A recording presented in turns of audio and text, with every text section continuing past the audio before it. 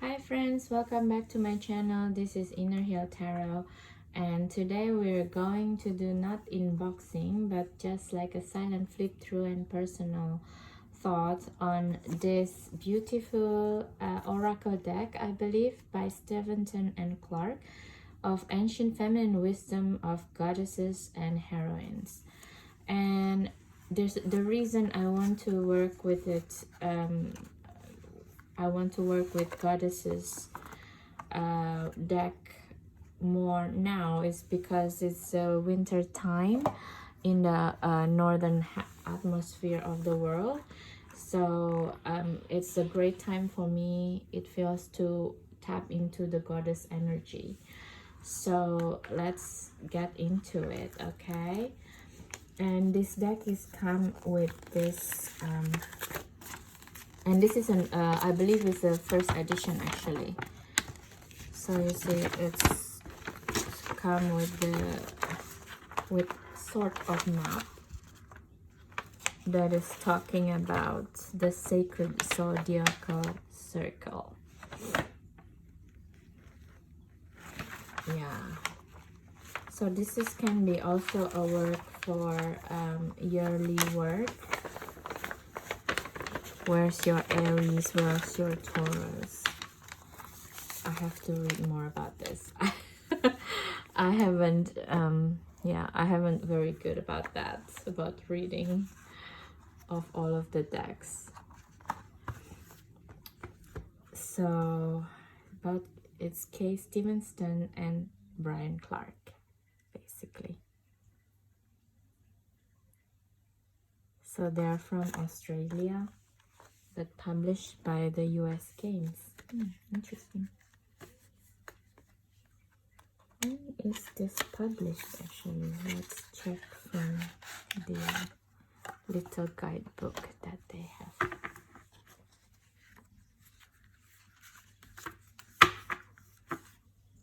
Comes with a little guidebook. It's from 2007, printed in Italy.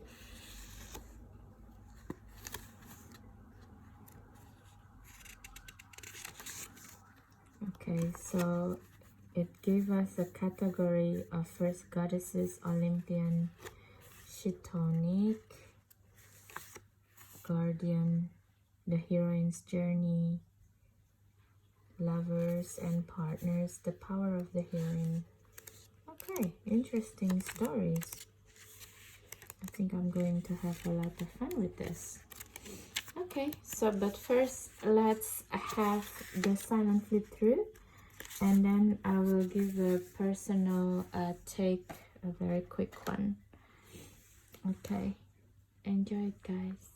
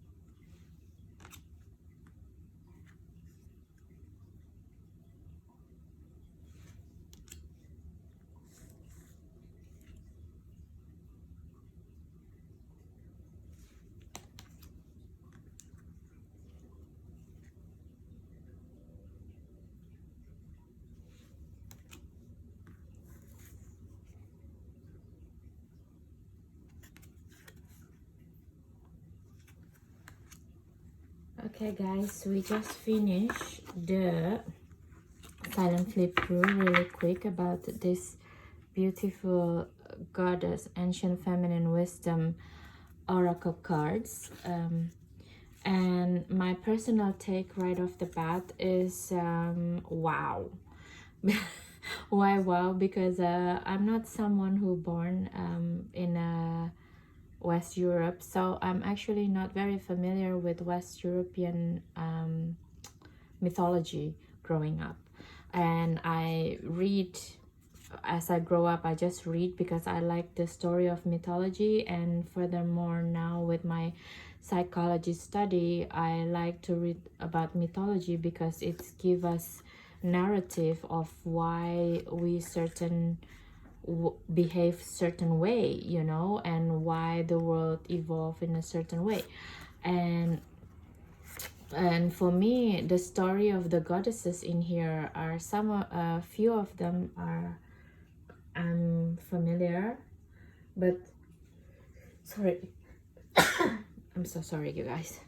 It's quite cold here where I'm filming right now.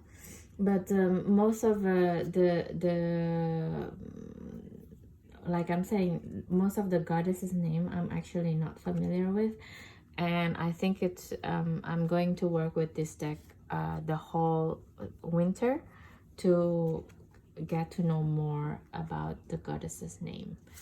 So for example, let's just talk about the goddesses that I'm actually familiar and what I feel about them.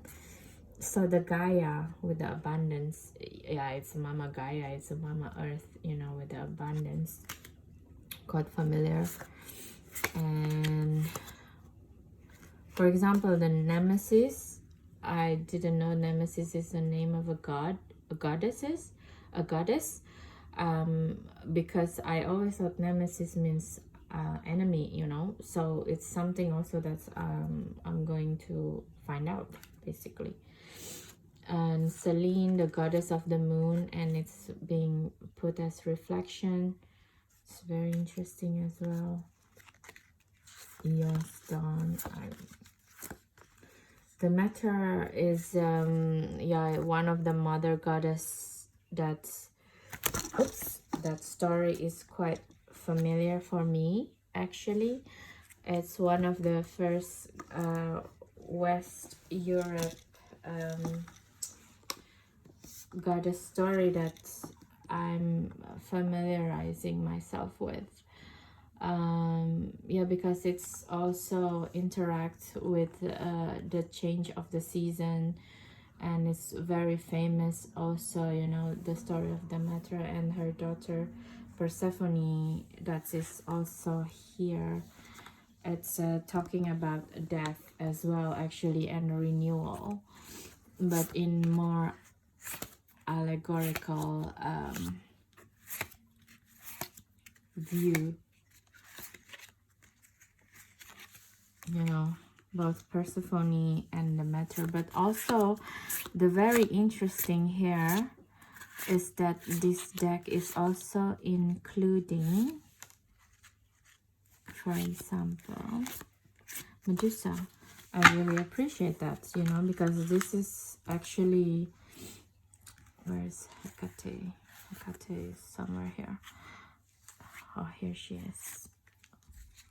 So for me, this, like this four types of card is linked a lot with the death or the transformation story. Some is more tragic than the other. Like for example, Medusa's story is, to me, is very tragic because she's a beautiful woman who got raped, but in the end she got blamed for it and being cursed for it, and she's become like someone who's become a monster, you know. She's become a monster for telling people that she's a rape victim. So that's talk about a lot about the society, right? And a victim blaming kind of energy. Yeah, it's not funny, but yeah, that's a part of our history not just history, but things that continuing to happen, basically.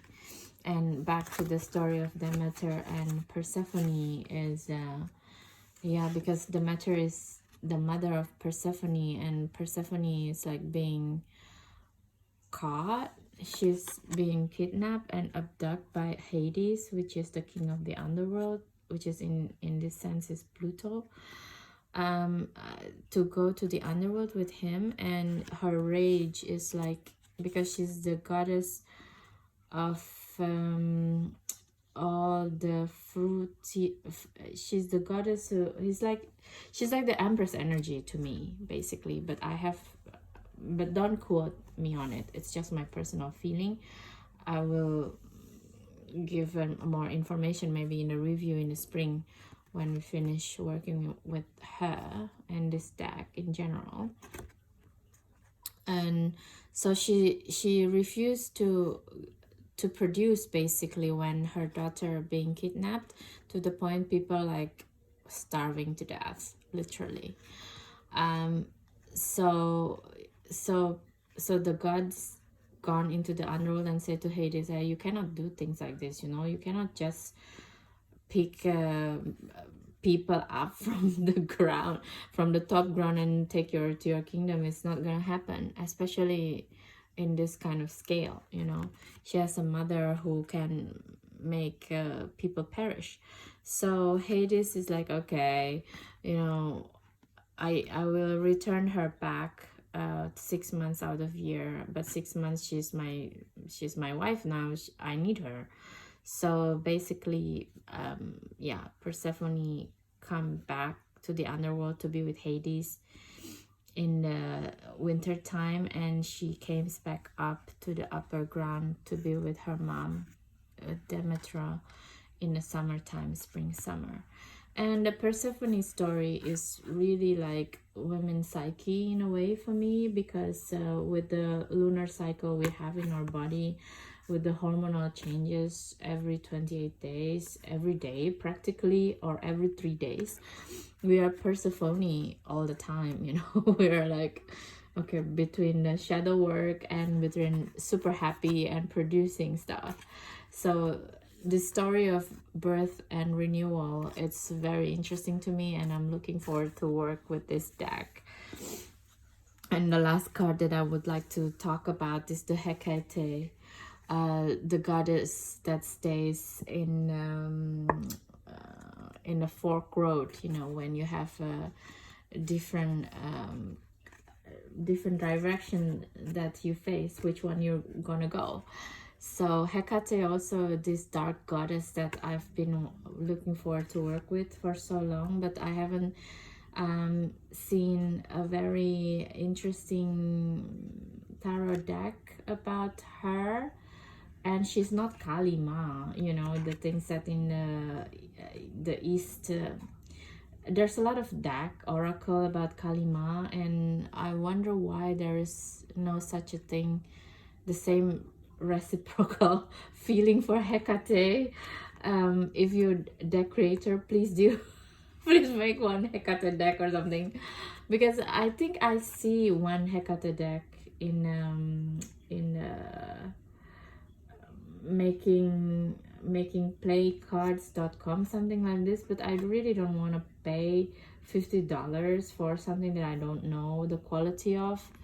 So if you're a deck creator, please include Hecate in your deck and work with her or something, so we can bring her back into mass consciousness in a way, like people see Kali Ma a lot these days. So yeah, I'm looking forward to work with her as well. So that's it, guys, for today. I think it's not so long video, and I hope I can do review of this deck in the spring. And thank you so much for your time if you watch this video. And if you like this type of video on my channel, please consider to subscribe and like and comments and share with people who probably wants to work with the same deck as this video featuring. And because that's how you can help my channel at this point, really. And yeah, I'm really enjoying doing this work. I hope it benefits you as viewers as well. Thank you so much for your time. Thank you, thank you, thank you for subscribers. That's the affirmation for me to keep doing this work now. And yeah, please do have a good day and night whenever you watch this video. Bye bye guys. Thank you again. Bye.